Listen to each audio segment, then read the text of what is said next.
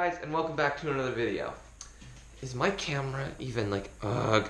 I need to get a real tripod for when I film like this, because right now I'm using this GoPro rig, and it's really not meant for this. It's meant for like sports and stuff. It's annoying me.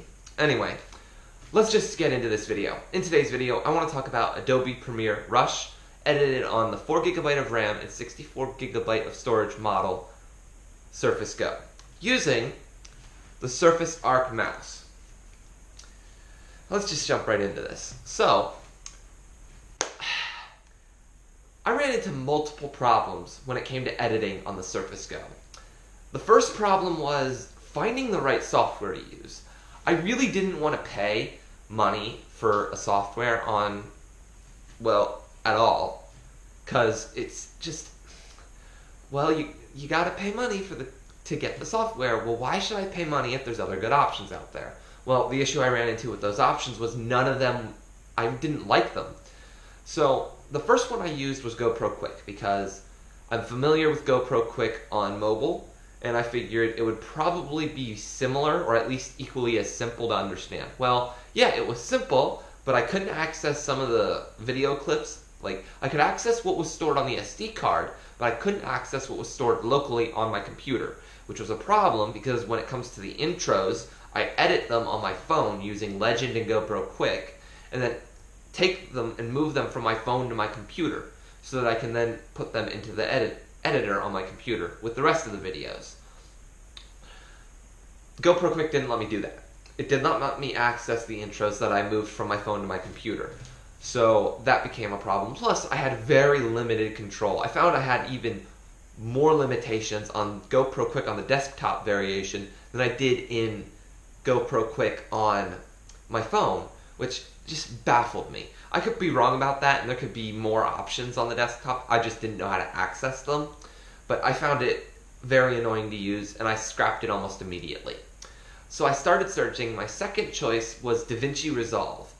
The problem I ran into there was it was extremely complex and difficult to understand, and that's a problem for me because I don't like complex editing software. It needs to be dead simple or it's going to really annoy me.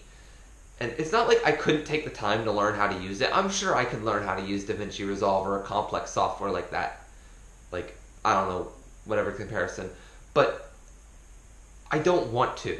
I want a simple software because I have a simple way of editing. Anyway, after that, I moved back around to considering Adobe Premiere Pro. Then I heard and found out about Adobe Premiere Rush, which was $10 cheaper every month than Premiere Pro. I figured, why not give it a shot? They even have a free trial of 3 free exports. So I'm like, let's go for it. So I downloaded it and I used it. And it seemed to actually edit just fine. It didn't seem that laggy. I took some time to understand some of the things I didn't understand. And it's a really simple and easy to use software. I ran into another problem. I had the common pink and green lines pop up on my preview. The solution for this for Rush is to download or to update your drivers, which I didn't even know was a thing until I had this issue. So I followed Adobe's instructions and I downloaded drivers. After that, it still didn't work. I called Windows customer support to see if maybe I'm doing something wrong on my end, because I think I did what Adobe told me to do and it didn't work. Windows customer support will give me more answers, and they did. So it turns out the problem was I was running an outdated version of Windows 10 and I had to update it for everything to be compatible with one another. Once I did that, which took, I don't know, 2 hours, oh, it was annoying. It fixed my problem. I was able to edit or look at the preview without the bars. After that, I ran into another problem. When it finally came time to edit, editing was fine and rendering seemed to be fine, except for after a certain point, the render would freeze my screen and restart, and after a couple minutes, it would restart my phone because it ran into an error. Turns out the problem there was I was trying to render the video in a setting higher than what my computer supposedly could handle. I was rendering it in 1080p at 60 frames per second.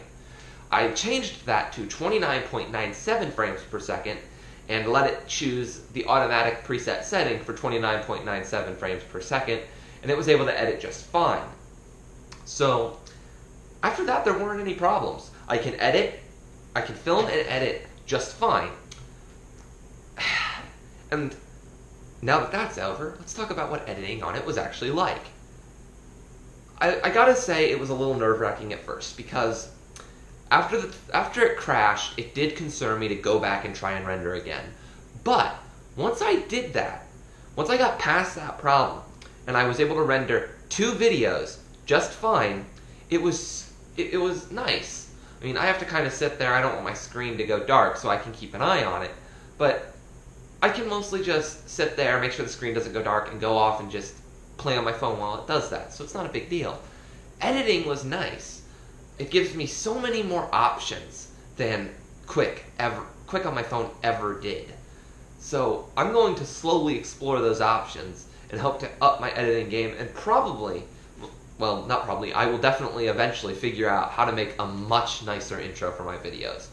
And on the intro note, you'll notice I changed them a lot. It's because I'm still working out which ones I like best. Currently, I have this thing going on where I call it video logs, and the numbers you see correspond to the date they're uploaded. I think anyone could have figured that out. But I'm treating it kind of like a code, because I thought that would be interesting.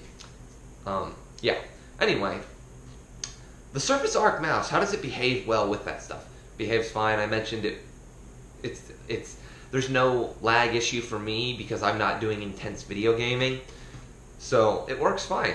And it was definitely worth picking up. I don't think I would have been able to, or I don't think I'll be able to do any neat little intricate stuff on the editing software without a mouse. So yeah. All in all, people say that I had so many people tell me I couldn't edit on the Surface Go. No. You find the right software and you treat it like you understand that you're working with a less powerful machine, and you can edit just fine.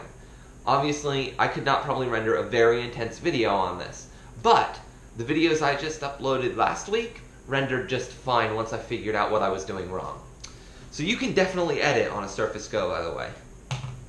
Anyway, that's all I really have to say. Now that this is my editing setup, let's look forward to see what I can do differently for my videos in the future. Stay tuned for more videos coming soon, guys, and peace out.